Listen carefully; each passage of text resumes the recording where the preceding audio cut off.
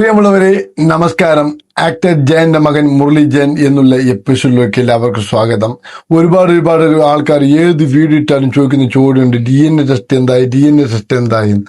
അതിനുള്ള ഉത്തരമായിട്ടാണ് ഞാൻ നിങ്ങളുടെ അടുത്ത് വന്നിരിക്കുന്നത്. കാരണം പറയുമ്പോഴത്തേക്ക് 9-ാം തീയതി 11 മണിക്കാണ് DNA ടെസ്റ്റ് എന്നുള്ള കാര്യങ്ങൾ. ഇതൊന്നും മാറ്റിപ്പോകില്ല എന്നുള്ളൊരു ന്യൂസും കൂടി ഞാൻ നിങ്ങൾക്ക് സന്തോഷമായി അറിയിക്കുന്നുണ്ട്.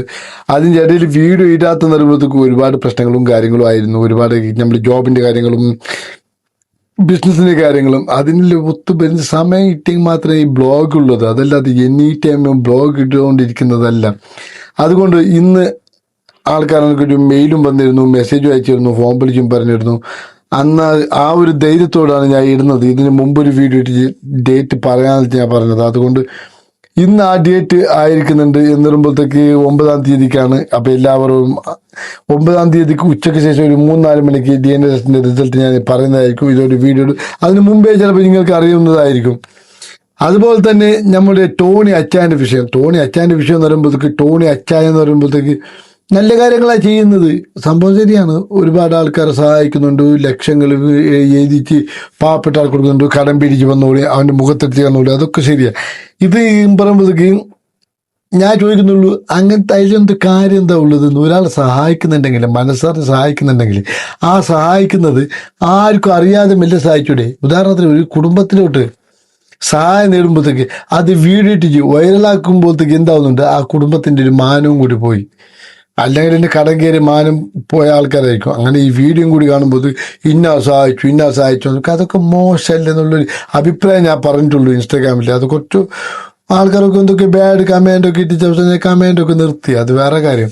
അതെന്ന് പറയുമ്പോൾ ഞാൻ ചോദ്യം അതാ. ഇതെന്ന് പറയുമ്പോഴത്തേക്ക് ഇപ്പോൾ ടോണി അച്ചായൻ്റെ ഷോപ്പാണ് എന്നിട്ട് ആൾക്കാർ പോകും, എന്താ അയാൾ പാവങ്ങൾക്ക് ഉണ്ടാക്കുന്നത്. അതൊരു ബിസിനസ് ട്രിക്സ് എന്നായിട്ടാണ് ഞാൻ പറഞ്ഞത്. പക്ഷെ ടോണി അച്ചായനെ കുറ്റം പറഞ്ഞതല്ല. ടോണി അച്ചായൻ എന്ന് പറയുമ്പോൾ എനിക്ക് ഭയങ്കര ഇഷ്ടമുള്ളൊരു വ്യക്തിയാണ്. ഞാൻ അയാൾ ഒരുപാട് സിനിമയും കണ്ടിട്ടുണ്ട്. ഒരുപാട് ഒരു കോമഡി നടനാണ്. എനിക്ക് ഭയങ്കര ഇഷ്ടപ്പെട്ട ഒരു വ്യക്തിയാണ്. പക്ഷെ ഞാൻ ഈ ടോണി അച്ചായൻ എന്ന് പറയുമ്പോൾ ഇത്ര ജോലിയിലുള്ള കാര്യം എന്നെ ഒരു 40-50 എന്തോ ജോലിയിലുള്ള കാര്യം എനിക്ക് അടുത്ത കാലത്ത് അറിഞ്ഞത്. ഇയാൾ ഇത്ര വലിയൊരു പണക്കാരനാണ്. ഒരുപാട് വീഡിയോ വരുന്നുണ്ട്, അങ്ങനെയൊക്കെ സഹായിച്ചു ഇങ്ങനെ സഹായിച്ചു.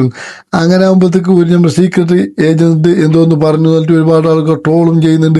ആൾ പറഞ്ഞ ശരിയൊന്നും പറയുന്നുണ്ട്. എനിക്ക് പേഴ്സണൽ അഭിപ്രായം പറയുന്നത് ടോണി അച്ഛൻ സഹായിക്കുന്നതൊക്കെ നല്ലൊരു കാര്യം തന്നെ. പക്ഷെ ആ വീഡിയോ ടീച്ചിങ് ഇതാക്കുന്നതൊക്കെ ആൾക്കാർക്കൊക്കെ ഒരു മോശമായിട്ട് കാണുന്നില്ലേ, അതാണ് പറഞ്ഞത്. പിന്നെ ടോണി അച്ഛൻ്റെ വണ്ടി കാര്യങ്ങളൊക്കെ ഭയങ്കര ഇഷ്ടമാണ്, സംഭവം ശരിയാണ്. പക്ഷെ പറയുമ്പോഴത്തേക്ക് ഒരു പാവപ്പെട്ട സഹായിക്കുന്ന ആൾക്കാർ ഒരു വീഡിയോ ഇട്ടിച്ച് ഒരു വൈറലാക്കുന്ന അതൊക്കെ ഒരു ഇഷ്ടമുള്ള കാര്യങ്ങളല്ല. അതെന്ന് പറയുമ്പോൾ ആൾക്കാരൊക്കെ പറയുന്നത് ഇയാൾ എന്ന് പറയുമ്പോഴത്തേക്ക് ഇതൊന്ന് വൈറലാകാൻ വേണ്ടി അയാളെ മനസ്സിൽ അങ്ങനെ ഇല്ലെങ്കിലും ആൾക്കാർ ചിന്ത അത് വരുന്നുള്ളൂ. പിന്നെ മനുഷ്യന്മാർ ചിന്തല്ലേ, ആ ചിന്ത ഒന്നും കുഴപ്പമില്ല. കല്ല് പുല്ലി ആരൊക്കെ ഈ വ്യൂവേഴ്സ് ആര് നോക്കുന്നത് ആയവർക്ക് കല്ല് പുല്ലി പറഞ്ഞ ആൾക്കാർക്ക് കുഴപ്പമില്ല. എന്ന് വെച്ചാൽ നമ്മുടെ മുരളി ചേട്ടൻ്റെ അപ്പോൾ 9-ാം തീയതിക്ക് എന്നുള്ളൊരു ഡേറ്റ് കൺഫേം ആയിരിക്കുകയാണ്. അതുമാത്രമല്ല ഇതിന് പ്രവർത്തിച്ച ഒരുപാട് ആൾക്കാരുണ്ട്. പിന്നെ പറയാം, അതിൻ്റെ കൂടെ ഒരുപാട് ആൾക്കാർക്ക് നന്ദി ഏർപ്പെടുത്തുന്ന ഒരു വീഡിയോ കൂടി ഞാൻ ഇടുന്നുണ്ട്. അങ്ങനെ സംഭവം. പിന്നെ പറയുമ്പോൾ ഇതിൻ്റെ ഇടയിലൊരു കാര്യമുണ്ട്. ഇത് ബോജൻ്റെ കോപ്പി അടിച്ചു തരുന്നത്. ബോജാലും ഇങ്ങനെ ഒരുപാട് ആൾക്ക് സഹായിക്കുന്നുണ്ട്, ഇത്ര സ്വത്തുണ്ടെന്ന് പറയുന്നത് കാര്യങ്ങളൊക്കെ പറയുന്നുണ്ട്. എന്നാലും ബോബി ചെമ്മണ്ണൂർ അങ്ങേരായാലും ശരി, അങ്ങേറും ഇത് ആയാലും ബിസിനസ് ആയാലും വേണ്ടിച്ചാണ് ആൾക്കാർക്കുണ്ട്. പിന്നെ ബോബി ചെമ്മണ്ണൂരിനാകുമ്പോൾ സ്വർണ്ണത്തിലൊക്കെ ഒരുപാട് മാറ്റമുണ്ട്, കള്ളത്തരമുണ്ട്, ഇതൊക്കെ പറഞ്ഞു കേട്ടിട്ടുണ്ട്. പിന്നെ ഇതിന് എത്രത്തോളം സത്യമുണ്ടോ എന്ന് നമുക്ക് അറിയില്ല.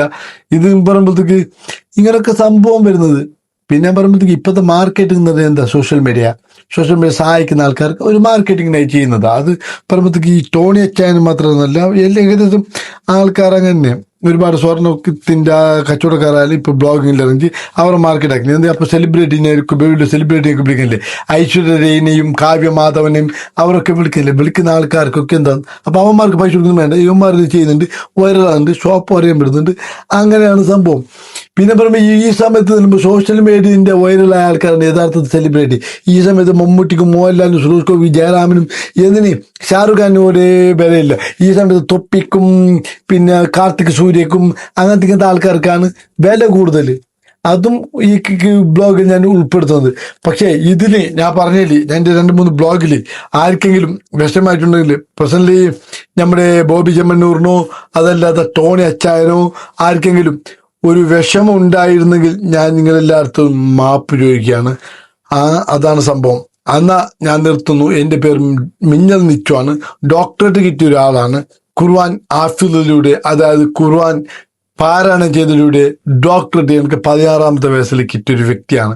പക്ഷെ ആരെ കുറ്റം പറയാൻ ഞാനൊരാളല്ല. ഞാനും ഒന്ന് തികഞ്ഞ ആളൊന്നുമല്ല. ഞാനും ഒരുപാട് കാര്യങ്ങൾ ഇപ്പോഴും പഠിച്ചുകൊണ്ടിരിക്കുന്നു. സൈക്കോളജി, സൈക്കാട്രിസ്റ്റ് കാര്യങ്ങളൊക്കെ. അന്നാ നിർത്തുന്നു. നന്ദി, നമസ്കാരം. 2 കൈ കൊണ്ട് നമസ്കാരം ചെയ്യാൻ പറ്റുന്നില്ല. ഒരു കയ്യിൽ എൻ്റെ മൊബൈലിന് സ്റ്റാൻഡ് ഒന്നും എൻ്റെ അടുത്തില്ല. അതുകൊണ്ടാണ്.